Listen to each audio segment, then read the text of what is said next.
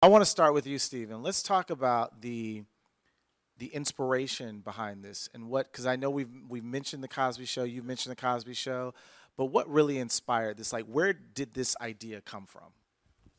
You know, I'm sorry. This is the microphone that works. There you go. appreciate it. Let's talk about the inspiration behind this. Absolutely. The inspiration behind this, my family. We're a big family, man. It's five children, my wife and I. There's seven of us, and there's always some activity, especially when you have a large family. Something's going on. There's always something to manage in the household, and but I love our dynamic.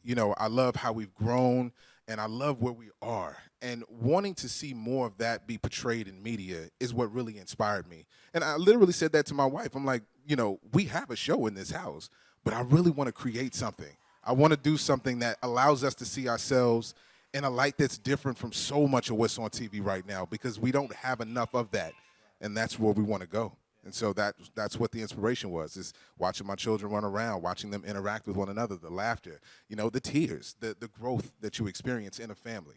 That's always been the inspiration. And when did you like? Because I heard Tyler Perry say that he would hear characters, he would hear voices. Did you have moments like that where you heard, Well, Andre, you heard Ty, well, you heard these characters? listen, I'm a voice actor, so I've been hearing voices in my head for quite a while. I mean, even when I was a kid, I'd actually have the little silver boom box, and I'm gonna take you back, and then I'd have my GI Joes and my Transformers in one hand, and I'm creating these little scenes. And I'd take it to school. I'm gonna take you back even further on my Walkman, and I'd play it for my had one too. homies in school, just to see their reactions and how they would enjoy me just being myself.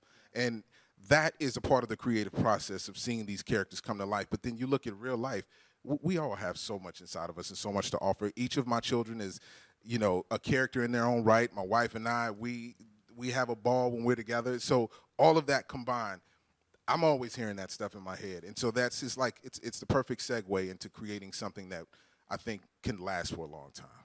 So tell them how you and Alonje connected, because I thought it was a really interesting story. So after coming up with the idea, and I'm one of those people, when I get excited about something, I just can't stop talking about it. And so my next door neighbor, I ran into him one day. It's like, man, I've got this idea for this show.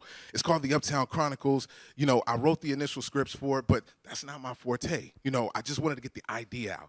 But he's like, man, I know this guy. I used to be in the service with him. And matter of fact, I was the reason why he went into the service. His name is Alonje. Let me send you a couple of links to stuff that he's done. He's winning awards, and he's doing all this magnificent stuff and with his series, his web series. And I said, okay, say less. So he sent me his information, and I watched his content. Blue Collar Hustle was the first thing that I saw that he had done, and I'm like, man, he's on to something right here. Then I began to watch the other series that he has. It's like, that was enough for me to say, let me reach out to him. I just want to see if he'd be willing to even come and take a look at this. So I invited him over to the house after my neighbor gave me his information. We sat down, we chopped it up, and it's history after that, man. He, from the jump, from the very first time we talked about it, he understood what my vision was, and he got excited because he's like, oh, man, I see the characters already. Yeah. So let's talk. Let's talk some more. And, yeah, that was it, man. It was time to make history from there. And Alonje, this was your first animation series. So how excited were you to? Because as Stephen alluded to, you already had like a successful career doing dramas. You had shows on YouTube. How was this and coming into this? Because this is your first time. This was a dream come true. So for myself, growing up, one of my main inspirations is animation, specifically anime.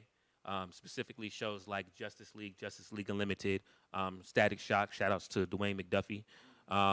And just being able to see those stories, my entire family, we would come home from school. I'll never forget, Toonami started at 3:30 and ended at 6:30, and the day was wasted if we didn't watch every single show on that block. So I told myself, one day, not only am I going to create a series that's animated, I'm going to create a series that's animated that reflects my experiences and the experiences of my community. And, similar to Stephen, I grew up living my life almost as if it was a television show.